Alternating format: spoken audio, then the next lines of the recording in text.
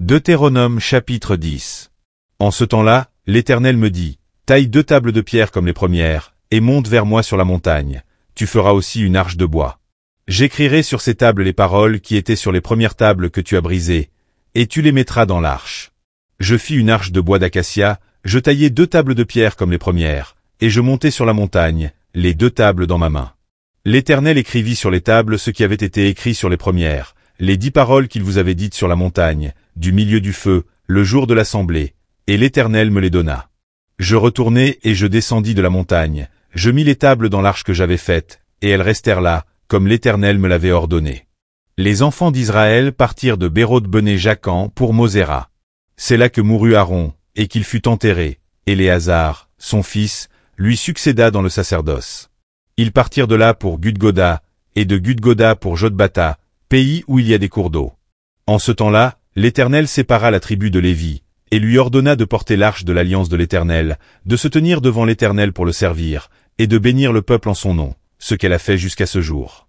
C'est pourquoi Lévi n'a ni part ni héritage avec ses frères. L'Éternel est son héritage, comme l'Éternel, ton Dieu, le lui a dit. Je restai sur la montagne, comme précédemment, 40 jours et 40 nuits. L'Éternel m'exauça encore cette fois. L'Éternel ne voulut pas te détruire. L'Éternel me dit, lève-toi, va, marche à la tête du peuple. Qu'ils aillent prendre possession du pays que j'ai juré à leur père de leur donner. Maintenant, Israël, que demande de toi l'Éternel, ton Dieu, si ce n'est que tu craignes l'Éternel, ton Dieu, afin de marcher dans toutes ses voies, d'aimer et de servir l'Éternel, ton Dieu, de tout ton cœur et de toute ton âme. Si ce n'est que tu observes les commandements de l'Éternel et ses lois que je te prescris aujourd'hui, afin que tu sois heureux. Voici, à l'Éternel, ton Dieu, appartiennent les cieux et les cieux des cieux, la terre et tout ce qu'elle renferme. Et c'est à tes pères seulement que l'Éternel s'est attaché pour les aimer.